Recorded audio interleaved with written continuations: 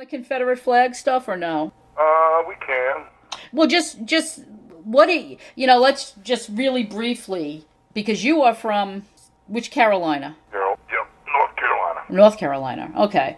So not so far deep south, but definitely southern. Oh, yeah.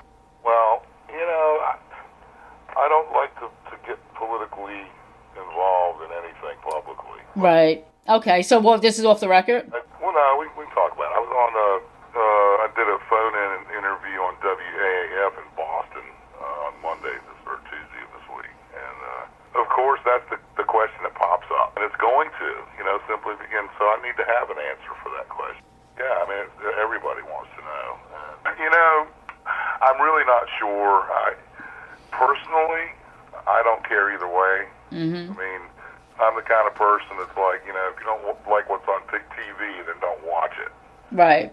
I don't believe in censorship at all. They're comparing it to the swastika and all that, and it's just not. I mean, those are two completely different things. I mean, the swastika, represented hatred. I mean, that's what it was all about, ethnic cleansing and whatnot. And the way I understand it is the rebel flag. The history of that goes far deeper than before slavery, and and I can imagine how the people that have heritage, their ancestors fought for that flag and all that stuff, and I mean, they should have rights too. And I mean, who's to say? It's all in the eye of the beholder. I mean, it's just like a song. Not everybody's going to like my music, and you can't please everybody with something all the time. But is somebody going to make me stop playing my music because they don't like it? I don't think so. So what do you do?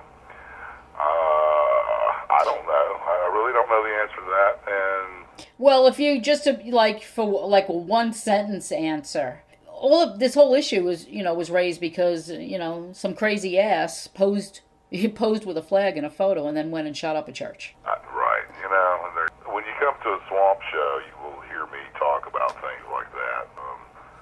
I make it very clear that I'm not afraid to pledge allegiance to the flag of the United States of America. And, I mean, this country is built on independence and freedom. And where's it going? I mean, it's terrible. Well, when you went to school, did you? Because I know I stood up, and we all stood up in the morning. We, put our hand on our chest, and we pledged allegiance to the flag every morning. Absolutely, I certainly did. And look at the morals.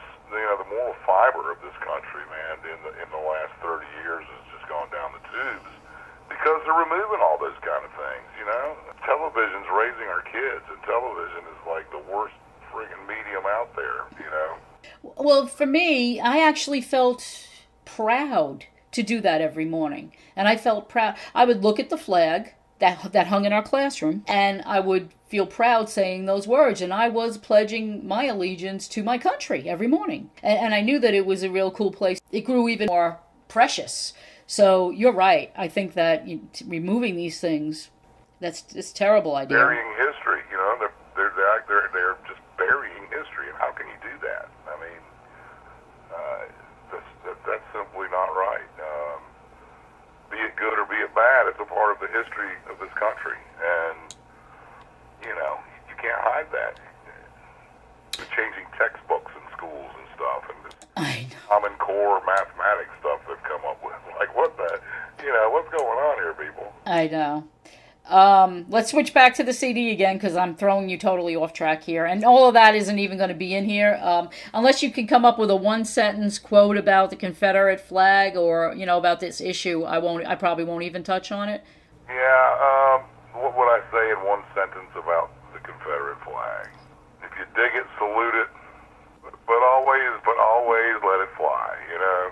Yeah, and they need to not change history. I mean, you can't just because you remove the flag doesn't mean that all of that didn't happen. So we're gonna pretend that we didn't have a civil war and right, that is the point.